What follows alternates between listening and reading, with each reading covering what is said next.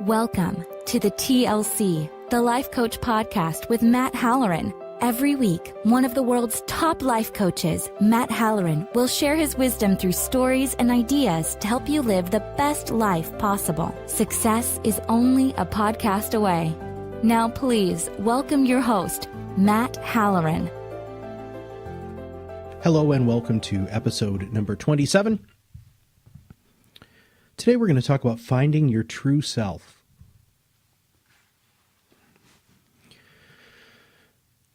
This is probably going to go against what a lot of you believe. This is probably going to go against what you want to believe. And there are many of you out there who might not think that what I'm saying is correct. And that's fine. I don't ever pretend to know everything. And in fact, I know on the grand scheme of things, I actually know very little. But knowing your true self is a very vital aspect of being not successful necessarily in society, but representing yourself the way that you should represent yourself to live your true potential. Because I've seen too many times where people think that they're something that they're not, and they work so hard at that something that they're not, and they don't get very far, and they get very frustrated because their expectations of their own self is very wrong. We've talked about expectations on podcasts before. But if you've ever seen shows like American Idol, or if you've ever seen talent shows, what happens a lot is, somebody will get up in front of the judges and they'll sing and they're terrible. And the judges will say, well, you're terrible. And they say, well, you don't know anything. And honestly, they do know stuff. The way that they go about giving you the feedback might not be the most positive or beneficial. But when it comes to really figuring out who you are, you all need to realize that social proof is very important. There's a great episode of The Simpsons where Lisa is getting teased, as she does regularly at school, and they're about to go out to Flanders's summer home, and Lisa forgets to pack because she wants to be somebody else, and so she puts on some new clothes and tries to talk a little bit differently. And the kids kind of like her, but you can tell that she's not comfortable being this other person. Which is how a lot of us go through life. We go through life like Lisa did, wearing some clothes or some image on our outside that doesn't reflect who we are on our inside, because we either don't like who we are on the inside or we don't want to come to terms with that's who we are. These are the gifts that we're given. And so therefore, well, what we should do is we should live those to the greatest. Lisa has her own talents. If any of you have ever watched The Simpsons, she's a pretty remarkable woman. Well, young girl, but woman. And she really comes up with a lot of great stuff, right? But she was trying very hard to run away from her true self, which I believe that many of you, and if you don't specifically do it, you know people in your life who run away, who don't want to be who they are. They don't want to deal with the gifts that they have, or they so desperately want to be somebody else that they refuse to look and see how special they are on their own. So social proof is very important. Another piece that you need to consider is making a list of who you are. Ask yourself that deep philosophical question: who am I? What do I like? What do I do? What am I good at? What do I want to be good at? What makes me different and unique? What makes me the same as other people? What makes me me? Write it down. Try to figure it out. What makes you get up in the morning? What makes you put on the clothes that you decide to put on? What makes you put the face on that you put on every single solitary day to interact with whomever you interact with? What makes you make the decisions in the way that you do in interactions with other human beings? These are all core about who you are as a person and who you are to find your true self. I am not saying with social proof that everybody socially has to like you. In fact, that's probably not being your true self unless you are a chameleon, which is a totally other podcast, which we can talk about at a later date. I have twin teenage boys, which I've shared on the podcast before. And part of being a parent, in my opinion, is to expose my children to as much as they can to find their true self. Music, experiences, different environments, different kinds of people. And through all of this, both of my children, one of them identifies as being very artistic, very musical. He's an actor, sings, dances, is a very amazing musician.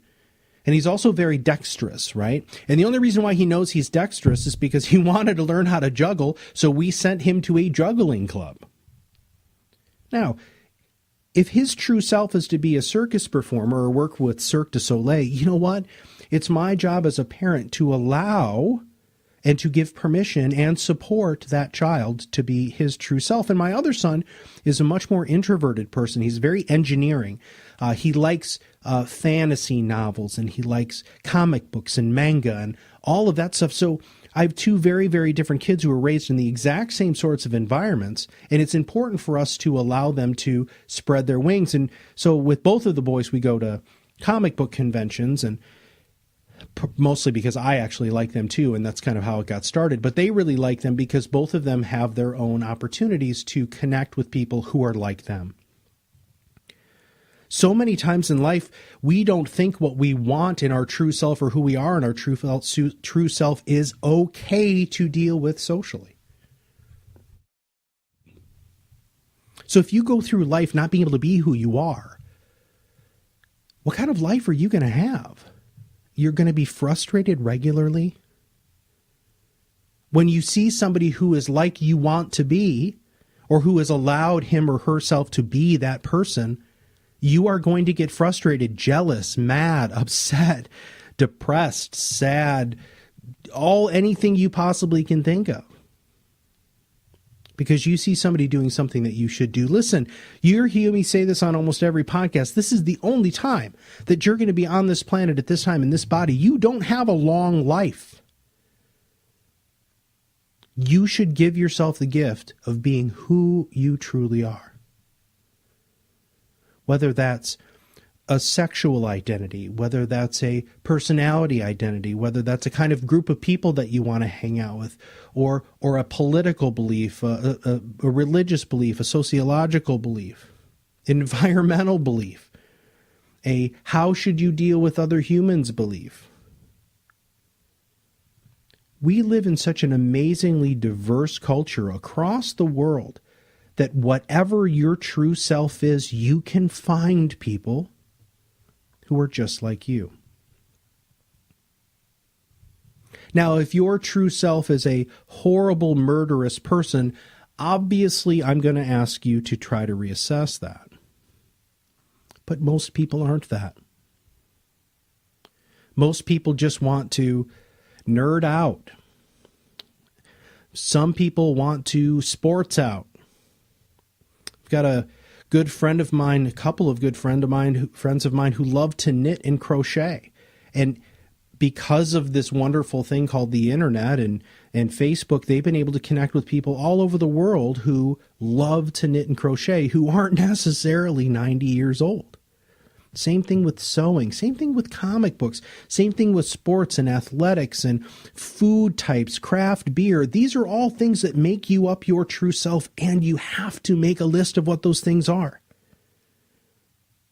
Sit down with a pad of paper, sit down with your tablet, sit down with a computer, whatever is your medium in which you get whatever you have in your heart and soul out, and sit down and write down, this is who I am. And write as many I am statements as you can. Maybe you want to identify as the greatest father you can be, or maybe your true self is to be the greatest husband you can be, or wife, or partner, or son, daughter. Maybe it's, maybe you want to be the best soccer goalie that you could possibly be. Maybe you want to be the best traveler you can be and open people's eyes up to the wonders of the world. That's part of your true self. But running away from your true self, looking in the mirror and lying to yourself that who you're looking at is not actually who you are, will not only make you have a terrible life, but you know what? You're not doing what you're supposed to be doing here on this earth. A really amazing friend of mine who was an unbelievable saxophone player. Just unbelievable. He could pick stuff up and just play things that were way beyond his normal skill level. But he didn't want to do that. He wanted to do something else musically. And when I hear him do these new things musically, which he's quite successful, and I'm very, very happy for him, but I still think back to the time where I remember sitting there on his bed in his room and listening to him play his saxophone and thinking to myself, this guy is going to change the world with jazz or with saxophone music. And I wonder how much we've lost because he was not living his true self. So for those of you who are fiercely self-centered, you're not doing what you should be doing for yourself. You're not living the life that you could live with a level of happiness that you might not be achieving right now. And for those of you who are other self-focused, you, if you're not living your true self, are not giving the world the gift of who that true self is. And it might not be on a massive scale. It might be on a very small scale. But remember, that one little change, that one little gift, that one little thing that you do is not only going to make your life better, but you can make the world better. You are denying the world your true self. 20 years ago, maybe 30 years ago, this podcast might resonate more with people in the LGBTQ community. And you know what? I still know that there's a whole bunch of people out there who are not allowing themselves to be their true selves for whatever reason. I know that there are people who want to have the ability to explore other beliefs, but they don't do it because of socially they're afraid. Sometimes it's okay to buck the system to be your true self. And when you get around people who are just like you, guess what? You feel it. You know it. It's like coming home. It's really amazing, and you owe it to yourself to do that to yourself and for yourself. Find your true self. Make that list.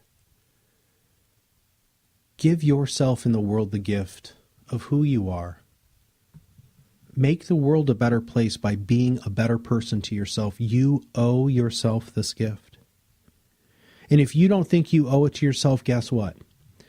There's a bald, bearded guy who's sitting here doing a podcast who firmly believes in his heart of heart that you owe it to yourself, that you deserve it. I believe you deserve it. I'm proud of those of you who have taken that step to be their true self. And for those of you who have not taken the step to be your true self, I hope and pray that I can send you the most energy you could ever possibly need to make that transition.